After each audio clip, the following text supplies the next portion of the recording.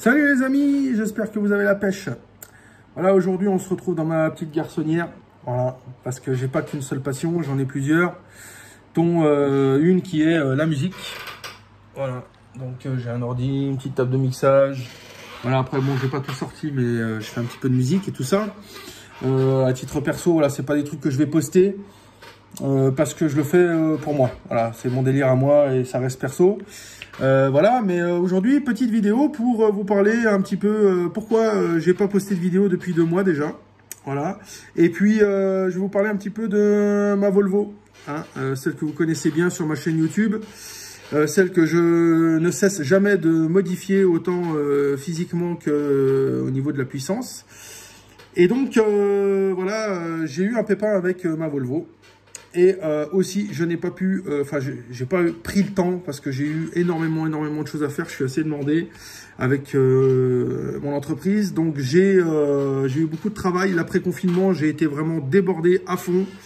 Et j'ai pas arrêté de bosser comme un âne, comme un dingue. Et donc, voilà, je n'ai malheureusement pas la chance d'être multimillionnaire et de passer mes journées à pouvoir faire des vidéos, etc., etc.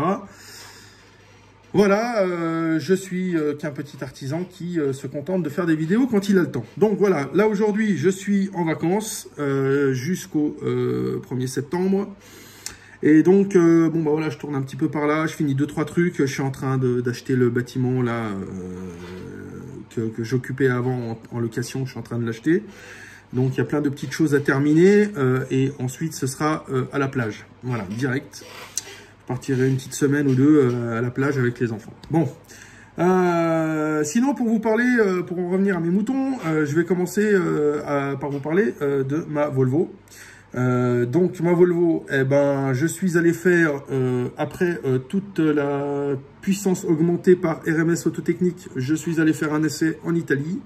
Voilà, je voulais voir ce que ça donne la VMAX, étant donné qu'il me l'a supprimé, parce que vous savez certainement très bien que quasiment tous les véhicules, si ce n'est tous, les véhicules homologués route sont bridés au niveau de la vitesse. En général, c'est à 210 km/h, en tout cas en France.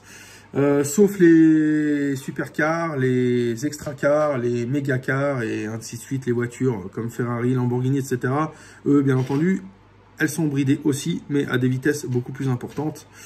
Voilà, donc moi j'ai une voiture un peu familiale, basique, hein. J'ai un Volvo V50, donc voilà, c'est une voiture totalement classique, qui a été modifiée par la suite. Mais voilà, c'est une voiture qui est vendue, bridée à 210 km/h. Donc ça a été éjecté. Et donc, je suis allé en Italie et je suis monté à 255 km/h avec le vent dans le dos. Hein, je préfère le dire. Parce qu'elle monte, elle monte jusqu'à 220, 225. Et après, ça continue à monter, mais vraiment doucement. Parce que, en fait, c'est une boîte auto. Au-dessus de 220 km/h, la 5e passe en 6e.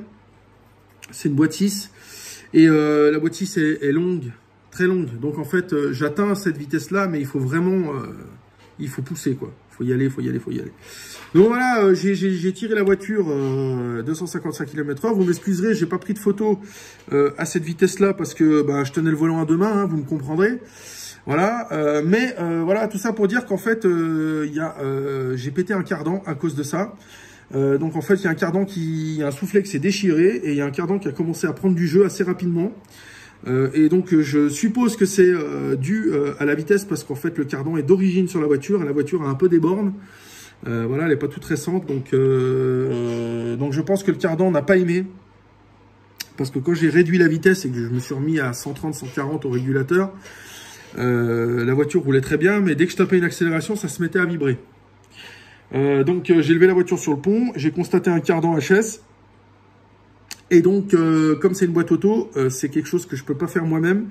Enfin, je pourrais le faire moi-même, mais il y a un risque en fait. Voilà. Et je préfère que ce soit un travail qui soit fait avec une garantie.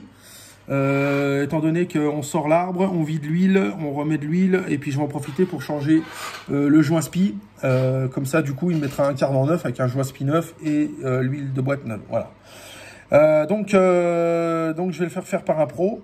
Si vous voulez le nom, je peux vous le recommander parce que c'est quelqu'un que je connais depuis longtemps et qui travaille plutôt bien. Il s'appelle Bastard Automobile à Salanches.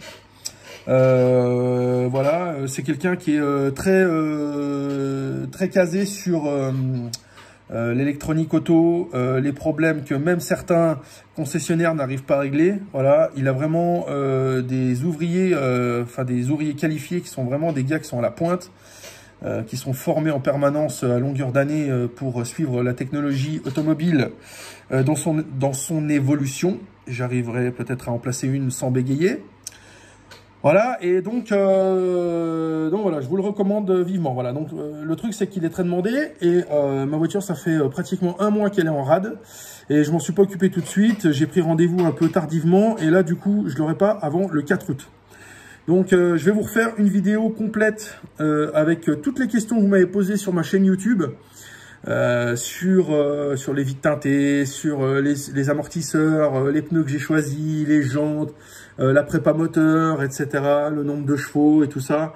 Voilà, je vais peut-être pas tout vous dévoiler, je vais garder certains secrets, mais je vous ferai une vidéo bien plus explicite que celle que je vous ai déjà postée. Voilà. Et enfin, vous verrez la Volvo dans son état terminé, parce qu'en fait, c'est une voiture que je vais garder encore 1 an et demi. Et je la revendrai pour changer de projet. Voilà. Donc je sais pas encore sur quoi je vais me pencher. J'avoue que j'aimerais bien avoir une Evo 6. L'Evo 6, ça me rappelle ma jeunesse. C'était vraiment la voiture de mes rêves quand j'avais 18-20 ans. Ça et la Subaru Impreza 220, la première génération qui était sortie. Quand tu croisais un pote avec une voiture comme ça, mais tu bavais direct, quoi. C'était une voiture qui était monstre chère, que tout le monde ne pouvait pas se payer. Et donc on ne faisait que baver devant ce genre de véhicule. Et voilà, et aujourd'hui, je travaille dur et j'ai peut-être les moyens de m'acheter une de ces voitures qui est, bien sûr, aujourd'hui en occasion, qui sera pas neuf, mais qui aura quelques années. Mais voilà, je pense qu'il y a moyen de trouver un véhicule Evo 6 ou Subaru Impreza en parfait état d'origine ou préparé, je sais pas, on verra. Parce que bon, moi j'aime bien préparer. Alors je vais peut-être pas acheter quelque chose qui est full d'origine parce que déjà je vais la payer super cher. Parce qu'une Subaru Impreza full d'origine, état concours, c'est-à-dire comme neuve, aujourd'hui, j'ai pas les prix là, je sais pas exactement, mais je pense que ça doit tourner autour des 25-30 000, voire peut-être 40 000 pour certains modèles. Donc, je mettrais peut-être pas ce prix-là dans une voiture d'origine pour aller la modifier derrière et lui faire perdre de la valeur. Ce serait aussi du gâchis. Voilà, en général, moi, j'aime bien acheter des voitures qui ont un peu des bornes. Vu que je suis mécanicien, c'est des voitures que je retape moi-même, donc je refais tout ce qu'il y a à faire dessus. Voilà, des voitures comme ça, en général, il faut refaire un turbo, faut refaire un embrayage, avoir la distribution dans l'état qu'elle est, etc. En général, quand tu t'achètes une voiture, une Subaru Impreza ou une Evo 6 qui a plus de 100 000 km, si le mec d'avant il n'a pas trop bien entretenu, tu peux être sûr que tu peux faire une dépose moteur et changer tous les éléments d'usure qui sont sur cette voiture. Voilà. Après, ce qui est important, c'est de se concentrer sur le bloc moteur en lui-même, qui n'est pas un joint de culasse ou des trucs vraiment trop compliqués à retaper, tu vois. Mais voilà, il y a moyen de trouver une voiture qui a un peu plus de 100 000 km et puis qui roule très bien. C'est des voitures, mais en général, c'est des voitures, je garde entre 2 et 4 ans. Je m'amuse un peu dessus, je les prépare, je leur mets des jantes, je les rabaisse, je leur fais une peinture, machin, voilà, je la fais nickel chrome. Et puis après, j'essaye de la revendre à peu près, mais bon, ça c'est pas gagné, à peu près le prix que je l'ai payé. Voilà. Je sais que la Volvo, là, actuellement, je vais perdre beaucoup d'argent, parce que c'est une voiture que j'ai achetée, elle avait déjà des bornes.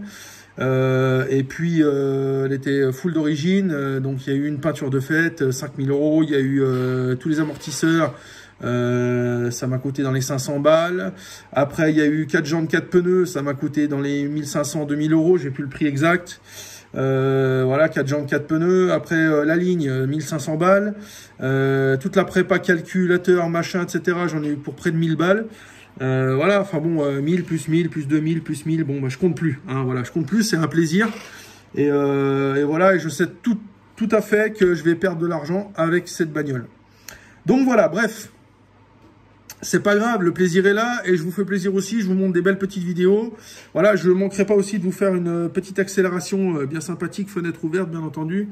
Comme ça, vous pourrez jouir du son de la voiture et je vous ferai une accélération compteur aussi. Voilà, ça vous verrez l'accélération de la voiture. Tac, voilà. Donc les amis, je vous ai fait un petit peu le topo de pourquoi je vous ai pas fait de vidéo ces 2 derniers mois et pourquoi je vous ai pas fait de vidéo sur ma voiture. Voilà, donc vous savez tout.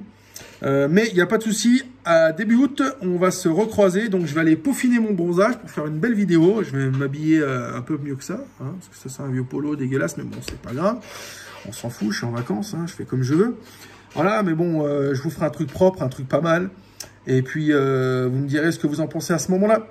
Voilà, alors les amis, bon, aujourd'hui, c'était pas très intéressant parce que j'ai fait que blablater avec vous. Mais voilà, je voulais juste vous dire que je vous fais un gros bisou, que je pense à vous tous. Voilà, et puis continuez à vous abonner, continuez à partager mes vidéos. Il y en a certaines qui sont vraiment pas mal, hein, n'hésitez pas. Likez, et puis voilà, laissez-moi vos commentaires. Et en général, dans 80% des cas, j'arrive à répondre à tout le monde, mais ça dépend. Quand c'est la cohue, je peux pas tout le temps. Mais je fais au mieux pour faire en sorte que chaque personne qui me pose une question, j'essaye de lui répondre. Et qu'elle ne m'ait pas posé une question dans le vent. Voilà. Donc les amis, je vous fais un bisou à tous et puis je vous dis au mois d'août. On se verra au mois d'août, ok? Ciao, bye bye.